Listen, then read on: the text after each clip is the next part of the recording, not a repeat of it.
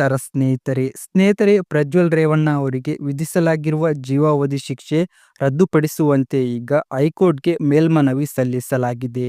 ಹೀಗಾಗಿ ವಕೀಲರ ಪ್ರಮುಖ ವಾದಗಳು ಯಾವ್ಯಾವು, ಈ ಶಿಕ್ಷೆ ರದ್ದಾಗುವ ಸಾಧ್ಯತೆ ಇದೆ ಎಂಬುದರ ಬಗ್ಗೆ ಸಂಪೂರ್ಣ ಮಾಹಿತಿ ಈ ವಿಡಿಯೋದಲ್ಲಿ ನೋಡೋಣ. ವಿಡಿಯೋವನ್ನು ಇಲ್ಲಿ ಸ್ಕಿಪ್ ಮಾಡದೆ ಪೂರ್ತಿಯಾಗಿ ನೋಡಿ.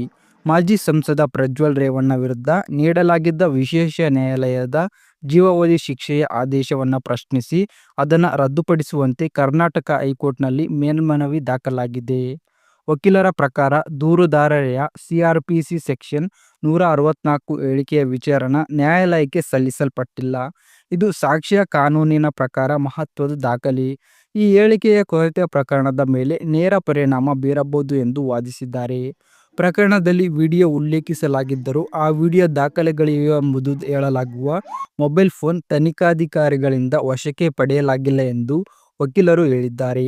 ಮುಖ್ಯ ಸಾಬೀತನ್ನೇ ವಶಪಡಿಸದೇ ಇದ್ದುದು ತನಿಖೆಯ ಪ್ರಮುಖ ಲೋಪ ಎಂದು ವಾದಿಸಿದರು.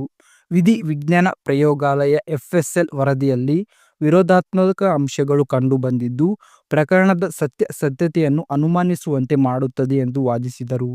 ಈ ಎಲ್ಲ ಅಂಶಗಳ ಆಧಾರದ ಮೇಲೆ ವಕೀಲರು ವಿಶೇಷ ನ್ಯಾಯಾಲಯ ನೀಡಿದ ಜೀವಾವಧಿ ಶಿಕ್ಷೆ ಆದೇಶವನ್ನು ಸಂಪೂರ್ಣವಾಗಿ ರದ್ದುಪಡಿಸಬೇಕು ಎಂದು ಹೈಕೋರ್ಟ್ಗೆ ಮನವಿ ಮಾಡಿದ್ದಾರೆ. ಹೈಕೋರ್ಟ್ ವಿಭಾಗೀಯ ಪೀಠವು ಪ್ರಜ್ವಲ್ ರೇವಣ್ಣ ಪರ ವಕೀಲರಿಗೆ ಪ್ರಕರಣದ ಸಮಗ್ರ ಸಾರಾಂಶವನ್ನು ನ್ಯಾಯಾಲಯಕ್ಕೆ ಸಲ್ಲಿಸುವಂತೆ ಸೂಚನೆ ನೀಡಲಾಗಿದೆ. ಮೇಲ್ಮನವಿಯ ಮುಂದಿನ ವಿಚಾರಣೆಯ ದಿನಾಂಕ ಕೂಡ ಶೀಘ್ರದಲ್ಲೇ ನಿಗದಿಯಾಗುವ ಸಾಧ್ಯತೆ ಇದೆ. ಸ್ನೇಹಿತರೆ, ಈ ವಿಚಾರದಲ್ಲಿ ನಿಮ್ಮ ಅಭಿಪ್ರಾಯವನ್ನು ಕಮೆಂಟ್ ಬಾಕ್ಸಲ್ಲಿ ತಪ್ಪದೇ ತಿಳಿಸಿ. ವಿಡಿಯೋ ಇಷ್ಟವಾದರೆ ಲೈಕ್ ಮಾಡಿ, ನಮ್ಮ ಚಾನೆಲ್ನ ಸಬ್ಸ್ಕ್ರೈಬ್ ಮಾಡಿ.